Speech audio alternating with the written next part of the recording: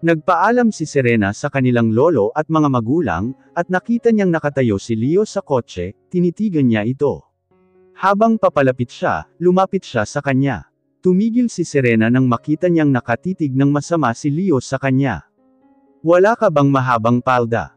Tanong ni Leo at yumuko siya, at sapilitang ibinababa ang palda ni Serena. "Ito ang ibinigay sa akin ng paaralan," sabi ni Serena habang nakakross ang kanyang mga braso. "Mamaya humingi ka ng mas mahaba dyan. Kitang-kita na ang mga hita mo sabi ni Leo at tumalikod sa kanya.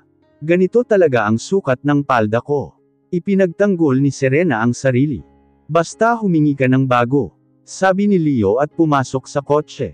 "Okay fine." Pagkatapos ay pumasok na din siya sa loob ng kotse. Pagdating nila sa paaralan, mabilis siyang bumaba sa kotse. Nagmamadali si Serena na bumaba sa kotse, habang walang nakakita sa kanya. Nakababa na siya at nagsimula ng humakbang, ay bigla siyang napahinto nang biglang may tumawag sa kanya. Biglang isang tawag ang huminto sa kanyang paglalakad. "Serena." Tinawag siya ni Joyce. Daang-dahan namang lumingon sa likuran si Serena, at pilit na ngumiti. "Hi Joyce," sabi ni Serena. "Sino ang naghatid sa iyo? Ikaw lumi-level up ka na ngayon. Mamahaling sasakyan pa ang naghatid sa iyo," sabi ni Joyce. Hindi alam ni Serena kung ano ang isasagot. "Iyan ba ang kotse ng mommy mo? Sa susunod na umuwi tayo, isama mo ako sinabi sa kanya ni Joyce. "Oo, kotse ni mama." Pagsisinungaling ni Serena. "Okay, Tara, pasok na tayo." Yaya ni Joyce sa kanya, at sabay silang pumasok sa school. Pagdating nila sa silid, napansin niya na wala pa roon si Leo. Inorganisa ni Serena ang notebook at ballpen. Ibinalik niya ang notebook na hiniram niya kay Joyce. "Joyce, ito na ang notebook na hiniram ko sa'yo. Salamat Nakangiting sabi ni Serena. "Okay, you're welcome," sagot naman ni Joyce. Nang bumalik si Serena sa kanyang upuan, ay nakita niya ang pagpasok ni Leo na parabang slow motion, na naglalakad papasok sa room. Napakagwapo ni Leo habang sinisinagan ng araw ang kanyang makinis na mukha. Pati ang mga kaklase nila ay napahinto, at napatingin sa kagwapuhan ni Leo na tila pa ba nagniningning sa sinag ng araw. Hawak ni Leo ang kanyang bag sa kanyang balikat, habang naglalakad. Ang kanyang polo shirt ay bahagyang nakabukas ang dalawang buttons, kaya naman nakikita ang kwintas niya na may singsing. Ang kanyang magagandang mata, ay nakatuon sa mga mata ni Serena. Hanggang sa makaupo si Leo. "Hi Leo," binati ni Joyce si Leo ng masaya. Ngunit umupo lang si Leo sa silya, at binaliwala ang bati ni Joyce at Serena. "Sigurado ako, nasa bad mood na naman siya." Bumulong si Joyce kay Serena. "Siguro nga," sagot na bulong ni Serena, at maya-maya pa ay ang kanilang guro ay dumating na at nagturo. Sinabi ng kanilang guro na malapit na ang kanilang pagsusulit, at kailangan na nilang mag-review. Agad siyang nag-text kay Leo sa klase. "Leo, mag-review tayo mamaya, turuan mo ako." Text ni Serena.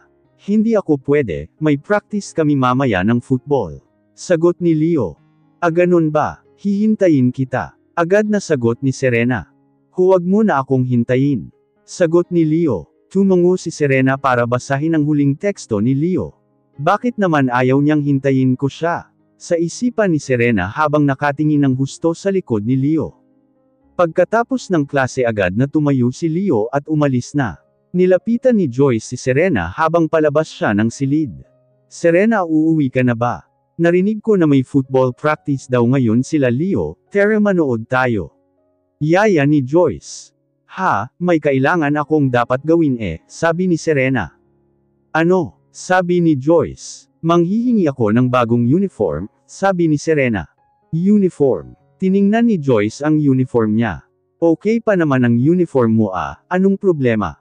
tanong ni Joyce. "Oo, pero ayaw ng papa ko na masyadong maikli ang palda ko," sabi ni Serena. "Ganun ba, sasamahan na lang kita. Pagkatapos ay pumunta tayo sa field, para manood ng practice," sabi ni Joyce. "Okay sige." Sang-ayon ni Serena at magkasama silang nagpunta sa admin, para humingi ng bagong uniform. Pagkatapos nilang makuha ng bagong uniforme, dumiretso sila sa field. Habang papunta sila sa field, napansin ni Serena na maraming mag-aaral ang nanunood ng laro. Marami ring estudyanteng sumisigaw, at nag-cheer para kay Leo. Mukhang isang tunay na laro, ngunit ito lamang ay isang pagsasanay. Nagsisimula na, tara bilisan natin. Yaya ni Joyce at hinhila ang kanyang mga braso, habang naglalakad. Nagpalinga-linga sila, para makahanap ng magandang pwesto at upuan. Subalit sa hindi inaasahan, ay tinamaan sa ulo si Serena ng bola. Serena, nagulat si Joyce nang makitang nasapol sa ulo si Serena. Bumagsak si Serena at napaupo sa damuhan, ouch! Sabi ni Serena habang hawak-hawak niya ang kanyang ulo. Agad tumakbo sa kanila ang lalaking nakatama kay Serena. Pasensya na miss, hindi ko sinasadya, sabi niya kay Serena. Nang makita ito ni Leo, agad siyang tumakbo papunta kila Serena at nagalit. Sumunod ang iba pang mga manlalaro, at pansamantalang itinigil ang laro. Okay ka ba? Sinabi ko sa'yo na huwag kang pumunta. Sinabi sa kanya ni Leo habang nakatingin siya sa kanyang ulo. Ayos lang ako. Niyaya ako ni Joyce na manood, sabi ni Serena. Oo, hiniling ko sa kanya na makasama ko siya. Huwag ka sanang magalit. Sagot naman ni Joyce. Okay ka lang ba? Pwede kitang dalhin sa klinik kung gusto mo, sabi ng lalaki na nakatayo sa harap ni Serena. Ayos lang ako, huwag ninyong isipin ito, sabi niya at dahan-daang tumayo si Serena, na sumusuporta sa kamay ni Leo. Pagkatayo niya ay napagmasdan niya ang mukha ng lalaki na nakatayo sa harap niya. Pamilyar ang mukha nito, agad siyang nagtanong. Sandali, kamukha mo si Mark, ikaw ba si Mark? Tanong ni Serena. Serena, pagkumpirma niya at ngumiti siya sa kanya. Ako nga si Mark, Serena. Mark, kamusta na? Masayang wika ni Serena. Okay lang. Nag-aaral ka rin ba rito? Tanong ni Mark. Oo, sabi ni Serena.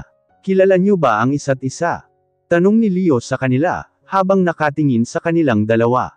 Oo, kaibigan ko siya noong bata pa kami. Masayang sumagot si Mark, habang nakatitig kay Serena. Kababata, muling tinanong ni Leo si Serena. Oo, yun picture. Sinabi ni Serena kay Leo para maalala nito.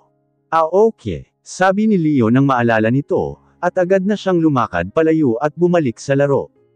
Sige na Serena, see you. Sigaw ni Mark habang tumatakbong pabalik din sa laro. Masama ang pakiramdam ni Leo nang makitang iba makatitig si Mark kay Serena. Nabalisa naman si Serena sa ikinilos ni Leo, naramdaman niyang parang nagalit ito. Natagpuan ni Serena at Joyce ang kanilang upuan, at pinanood nila ang laro hanggang matapos ito. Serena, okay ka lang ba? Nag-alala si Joyce. Oo, okay lang ako, sagot ni Serena. Mukha kang may bukol sa ulo. Sabi ni Joyce habang hawak niya ang ulo ni Serena. Hayaan mo na, bukol lang naman. Nakangiting sabi ni Serena. Ang taong iyon, kilala mo ba siya? Tanong ni Joyce. Oo, kaibigan ko siya noong bata pa ako, matagal na kaming hindi nagkikita, sabi ni Serena. Ganun ba? Katulad din niya si Leo na magaling maglaro ng football, at may itsura din. Nakangiting paglalahad ni Joyce. Oo nga, maikling sinabi ni Serena. Maganda rin siyang ngumiti, sabi ni Joyce nang nakangiti. Magiliw nilang minasdan ang laro. Paminsan-minsan ay nililingon sila ni Leo. At kapag ang coach ay nagbibigay sa kanila ng oras upang magpahinga, si Leo ay lumapit sa kanila at binigyan si Serena ng nagyayelong mineral na tubig, para sa kanyang ulo. Oh, ilagay mo ito sa iyong ulo. Sabi ni Leo at iniabot ito kay Serena. Salamat, sabi ni Serena at umalis na si Leo. Habang naiinggit si Charm, nang makita niyang ibinibigay ni Leo ang tubig kay Serena. Tingnan mo Charm, papansin na naman kay Leo, sabi ni Jenny.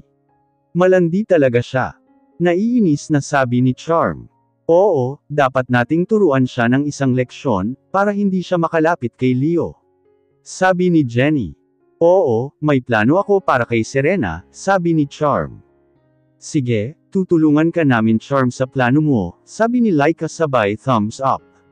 Sisiguraduhin kung hindi na siya muling mapapansin ni Leo, sabi ni Charm na nakakross ang mga braso sa kanyang dibdib. Pagkatapos ng laro, unti-unting nag-alisan ang mga nanonood na mga estudyante, at nagpa siyang umuwi.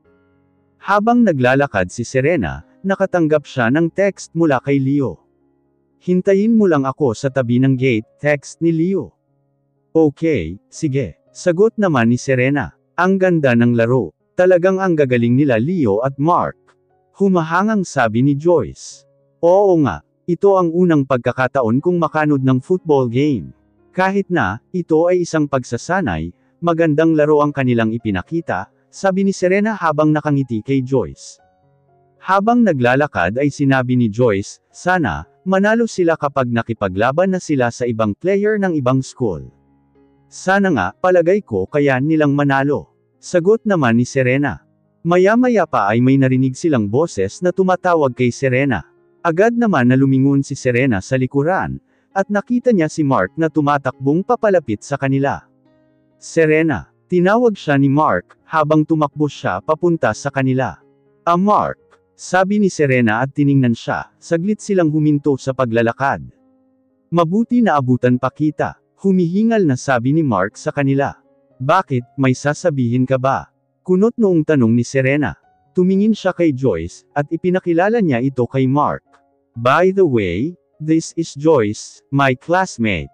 Tumingin naman si Mark kay Joyce at ngumiti ito. Hi Joyce. Sabi niya at inilahad niya ang kanyang kamay, para makipagkamay kay Joyce. Hi din, nice to meet you. Nakangiting nakipagkamay si Joyce kay Mark. Pagkatapos ay nagpaalam na si Joyce kay Serena para mauna nang umuwi, at para makapag-usap ang dalawa. Alright Serena, mauna na akong umuwi. Paalam ni Joyce kay Serena. Sige, mag-ingat ka, sagot ni Serena. Ikaw rin. Sige Mark, bye. Paalam ni Joyce. Kumaway naman si Mark at sinabi. Okay bye. Nang makaalis na si Joyce, ay nag-usap si Mark at Serena. Tumingin sa kanya si Mark at nangamusta. Kamusta na Serena? Ano pala ang room number mo? Tanong ni Mark. Mabuti naman ako, ang room number namin ay 44, at ang aming kwarto ay nasa ikalawang palapag. Ikaw, saan ang room mo? Sabi ni Serena. Ako ay 4E, ang kwarto ko sa ikatlong palapag. Ano pala cellphone number mo? Tanong ulit ni Mark. Ito. Kinuha ni Serena ang kanyang telepono sa kanyang bulsa, at iniabot ito kay Mark.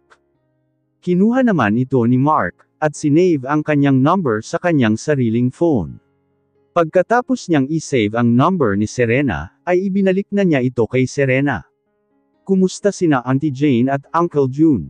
Tanong ni Serena kay Mark, habang dahan-dahan silang naglalakad sa malawak na field ng paaralan. Okay lang naman sila. Kung minsan tinatanong nila ako kung kamusta na kayo. Sigurado akong matutuwa sila, kapag malaman na muli tayong nagkita. Masayang sabi ni Mark. Ngumiti naman si Serena nang malaman ito. Oo nga, nakakamiss din bumisita sa inyo, sabi ni Serena. Kamusta naman sina Tio at Tita? Pangangamusta naman ni Mark sa parents ni Serena. Okay lang din sila, medyo abala sila sa negosyo, pero binibisita nila ako paminsan-minsan. Sabi ni Serena at biglang tumunog ang kanyang telepono. Sinagot niya ito kaagad. Hello, sagot ni Serena. Nasaan ka na? Tanong ni Leo sa kabilang linya. Papapunta na ako dyan, malapit na. Sabi ni Serena at ibinaba ang telepono. Sige, kailangan ko nang umalis. Agad na paalam niya kay Mark. Sandali, saan ka nakatira? Ihahatid na kita, sabay na tayo, sabi ni Mark. Nako, wag na. Next time na lang, sige Bye. Pagkatapos ay mabilis na umalis si Serena. Tumakbong papalayo kay Mark. Pero, hindi na naituloy pa ni Mark ang kanyang sasabihin, nang makita niyang mabilis na tumatakbo si Serena, at wala na sa kanyang harapan. Humingang malalim si Mark, at sabi ni Mark sa kanyang sarili, forget it. May bukas pa naman Pagkatapos ay umuwi na rin si Mark na mag-isa. Samantala, humihingal si Serena nang makarating sa lugar, kung saan sila magkikita ni Leo. Nakita niyang nakasandal na nakatayo si Leo sa kotse. Agad siyang lumapit dito. Bakit ngayon ka lang? Kanina pa ako nandito, tanong ni Leo habang naiinis na nakatitig sa kanya. Naharang kasi ako ni Mark, saglit kaming nag-usap, sabi niya habang hinahabol ang hininga dahil sa pagtakbo. Halika na nga, baka may makakita pa sayo. Pagkasabi ni Leo ay agad niyang binuksan ang kotse, at sumakay sa loob nito. Sumunod naman si Serena na sumakay din sa likod ng kotse, na katabi ni Leo. Habang nasa loob ng kotse ay tinanong siya ni Leo. Kumuha ka na ba ng bagong uniforme? Tanong ni Leo. Oo, sabi ni Serena. Bakit hindi mo pa ito suot? Tanong sa kanya ni Leo. Hindi pa, bukas na lang. Pagkatapos ay tumingin si Serena sa bintana ng kotse, at tiningnan ang mga dinadaanan nilang lugar. Pagkatapos ay tahimik na silang dalawa, hanggang sa makarating sa mansyon. Pagdating nila sa mansyon, magiliw silang binati ng kanilang lolo at parents ni Leo. Agad silang nagpunta sa kwarto, para magpalit ng kanilang damit, at pagkatapos nilang magbihis, ay agad silang tinawag para kumain ng hapunan. Pagkatapos ng hapunan sinabi ng mga magulang ni Leo, na aalis na sila. Si Serena ay binigyan ng mamahaling damit, sapatos at alahas ng kanyang mommy, bago sila umalis. Nang gabing iyon, inihatid nila ang kanilang mga magulang sa airport, at nagpaalam sila dito. Habang naglalakbay pauwi mula sa airport, napansin ni Serena na mali ang daang tinatahak nila. Kung kaya ay tinanong niya si Leo. Leo, maling daan iyan. Sinabi ni Serena kay Leo habang seryoso siyang nagmamaneho. May pupuntahan lang tayo saglit, bago umuwi, sabi ni Leo habang nakatuon pa rin ang mga mata sa daan. Ganun ba? Sagot naman ni Serena, at muli siyang tumingin sa bintana. Pagkaraan ng ilang sandali, dumating na sila sa kanilang destinasyon. Pinasok ni Leo ang kotse malapit sa isang seabay. Narito na tayo, sabi ni Leo habang bumaba sa kotse at naglakad. Agad ding bumaba si Serena at sumunod kay Leo.